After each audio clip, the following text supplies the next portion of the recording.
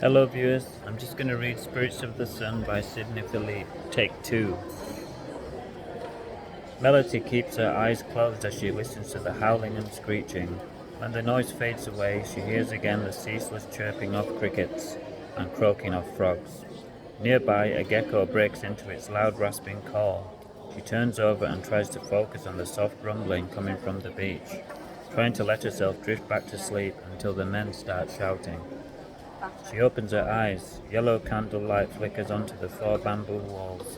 She glances at the bolted door. Next, she checks the shutter is locked tight against the wall, and she remembers her mother's instructions. Never open the shutter at night. The noises of the night are smothering the men's words, but she can tell they're angry. What's happening? She stands on her bed on tiptoes. She holds onto a rafter and pulls herself up to peep through the ventilation gap. A gentle breeze smelling of wood smoke blows into her face. All she can see are the overhanging eaves of nipa leaves. She lets herself down and turns to look at the young girl still fast asleep on the other bed. Sukma can sleep through thunderstorms. If I'm quiet, I can open the shutter just a bit so I can see. 2 thick mangrove wood bolts hold the heavy wooden shutter against the wall. The first bolt Melati pulls up easily, but the second bolt has been wedged down tighter. It's stuck.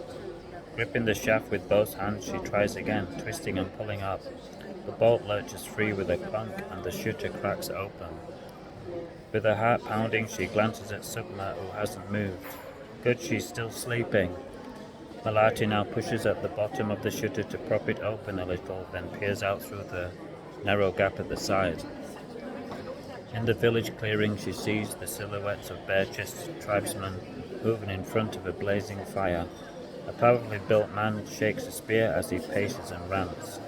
Another man, slimmer yet muscular, is standing as he shouts and jabs a finger into the air. Several other men are also muttering loudly as they hunch on logs around the fire. Mel, oh spirits, she turns and stares. You open the shutter, says Sukma, sitting up on her bed. That's bad. Shh, keep quiet. Why? My brothers are fighting. Sukma rolls off her bed. Let me see.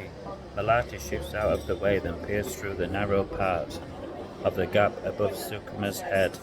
Now 2 more men are also shouting and stabbing the air with their fingers, as if they're trying to goad her older brothers into attacking each other.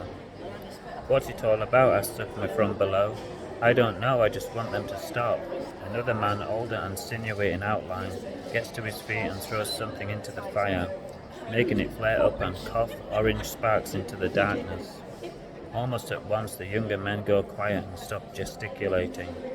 At last, she breathes. Father called the spirits. The boat's too big, said Sukma. That's why they're jabbering, because it's taking too long to make. Melati looks down through the strands of black hair blowing between them. The boat has to be big. Sukma looks up, but it's too big. The boat has to be big enough for all of us. Sukma frowns and throws herself onto the bed.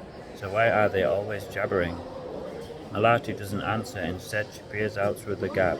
The men have all hunkered down around their fire, and the smoke has changed from a wooden muskiness to an acrid smell like burnt honey. Round the village, the sandy ground appears silvery, while the shadows are pitch black. I must see him. She pushes her head through the gap and looks up at the bright round face of Father Moon. Hope you enjoyed this section. More to come from Spirits of the Sun by Philippe on Amazon KDP.